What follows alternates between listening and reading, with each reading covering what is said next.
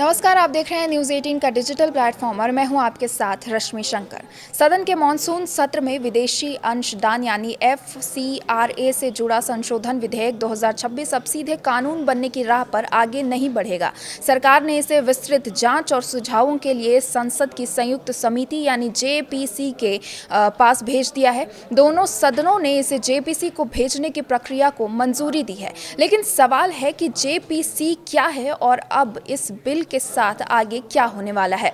दरअसल JPC यानी joint parliamentary committee संसद की एक अस्थायी समिति होती है। इसमें लोकसभा और राज्यसभा दोनों सदनों के सांसद शामिल होते हैं। इस समिति का काम किसी महत्वपूर्ण विधेयक या मुद्दे की बारीकी से जांच करना होता है।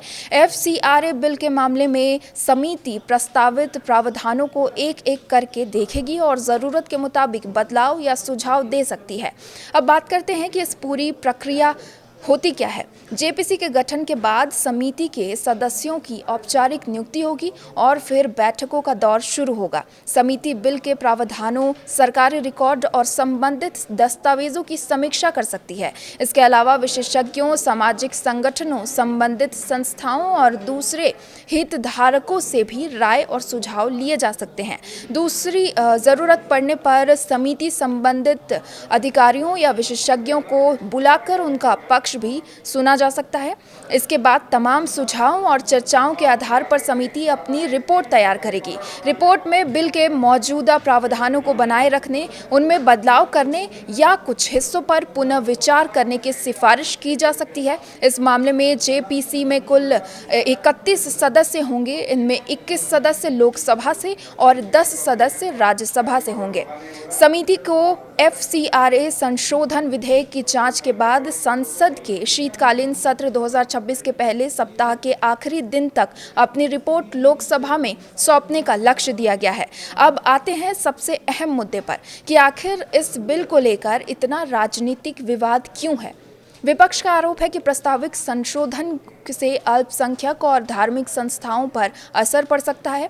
कांग्रेस और समाजवादी पार्टी ने बिल के कुछ प्रावधानों पर सवाल उठाते हुए इसे वापस लेने की मांग की है। विपक्ष का कहना है कि बिल को सिर्फ JPC के पास भेजना पर्याप्त नहीं है, बल्कि सरकार को इसे वापस लेना चाहिए। वहीं केंद्र सरकार का कहना है कि FCRA में बदलाव का मकसद किसी समुदाय को निशाना बनाना नहीं है, बल्कि विदेशी फंडिंग से जुड़े नियमों को ज्यादा प्रभावी और पारदर्शी बनाना है। सरकार इसे देश की सुरक्षा और विदेशी योगदान के सही इस्तेमाल से जोड़कर देख रही है। यानी फिलहाल FCRA बिल पर अंतिम फैसला नहीं हुआ है।